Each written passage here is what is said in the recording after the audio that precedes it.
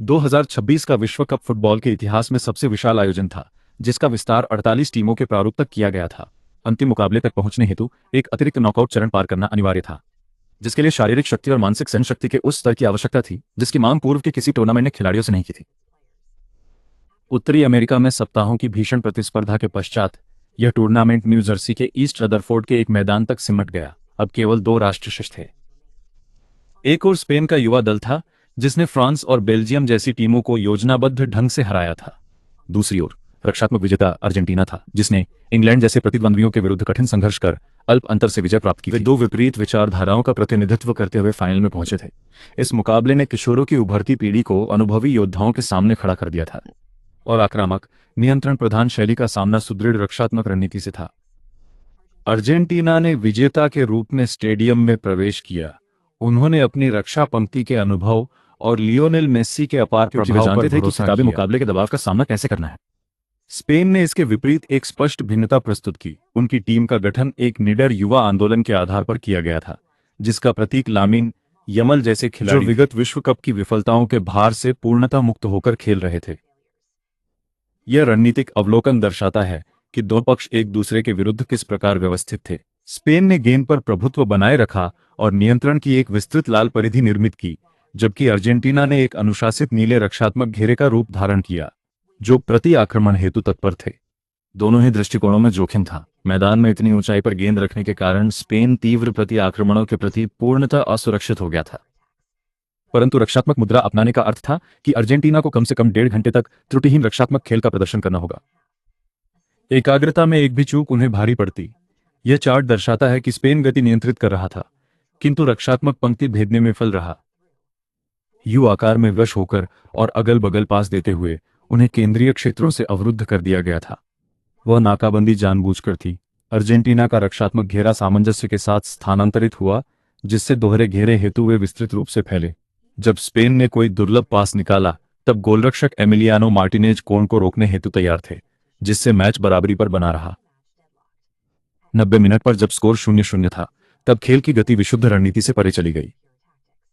यह मैच सहन शक्ति कठोर परीक्षा बन गया, जो उस टीम के पक्ष में था जिसके पास अधिक शारीरिक क्षमता संचित थी। अतिरिक्त समय से पूर्व खेल का गणित बदल गया। एंजो फर्नांडीज को लाल कार्ड मिला, जिससे अर्जेंटीना ने मध्य क्षेत्र का मुख्य हिस्सा खो दिया। किसी भी प्रतिद्वंद्वी के विरुद्ध एक खिलाड़ी कम होकर खेलना कठिन है, किंतु स्पेन जैसी टीम के विरुद्ध यह अत्यंत थका देने वाला है। गेंद पर नियंत्रण के बिना आप हर क्षण केवल पीछा करते रह जाते हैं और विश्राम या पुनर्गठन करने में असमर्थ होते हैं। इस आरेख पर संरचनात्मक प्रभाव को देखिए। जब रक्षात्मक पंक्ति अपना वह एक महत्वपूर्ण हिस्सा खो देती है, तो शेष मध्य क्षेत्र के खिलाड़ियों को काफी अधिक क्षेत्र को कवर करने के लिए विस्तार करना पड़ता है। अचानक केंद्र के वे स्थान जो पहले सुरक्षित थे, अब खुलने लगे। सावधानपूर्वक निर्मित वह दीवार अब संकट में थी। जवाबी हमले के स्थान पर वे केवल जीवित रहने के लिए संघर्ष कर रहे थे। अतिरिक्त समय में स्पेन ने अपने 10 खिलाड़ियों वाले प्रतिद्वंद्वी को उनके अपने पेनल्टी क्षेत्र में गहराई तक धकेल दिया।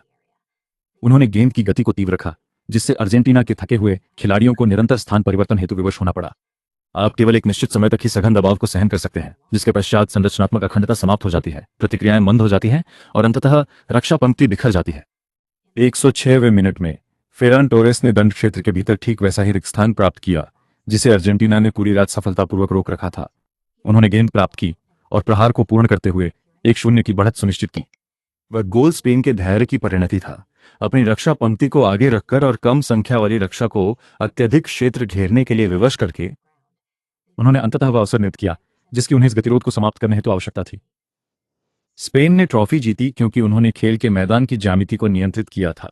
उन्होंने गेंद पर नियंत्रण रखा, अपनी शारीरिक क्षमता को संचित किया और अतिरिक्त समय में अपनी संख्यात्मक श्रेष्ठता का निर्दयतापूर्वक लाभ उठाया।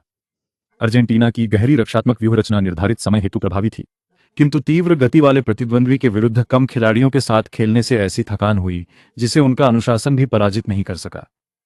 स्पेनिश प्रतीक पर द्वितीय सितारे का जुड़ना 16 वर्षों की प्रतीक्षा को समाप्त करता है, जो उसी धैर्यपूर्ण व्यवस्थित शैली की पुनरावृत्ति है जिसने 2010 में उनकी प्रथम विश्व विजय सुनिश्चित की थी। यद्यपि खिलाड़ियों की ख्याति और व्यक्तिगत प्रतिभा प्रायः किसी एक मैच का निर्णय करती है, परंतु एक माह लंबी कठिन प्रतियोगिता में सफल होने हेतु एक अडिग रणनीतिक प्रणाली की आवश्यकता होती है। जब ईस्ट रदरफोर्ड में अंतिम सीटी बजी, तो विश्व चैंपियनशिप आधिकारिक रूप से अर्जेंटीना के अनुभवी खिलाड़ियों से स्पेन के उभरते किशोरों के पास स्थानांतरित हो गई। स्पेन की विजय ने उनके दल हेतु नया आधार स्थापित किया है, सिद्ध करते हुए कि उनका युवा दल उच्चतम चुनौतियों का सामना कर 120 मिनट तक अपने सिद्धांतों पर टिका रह सकता है।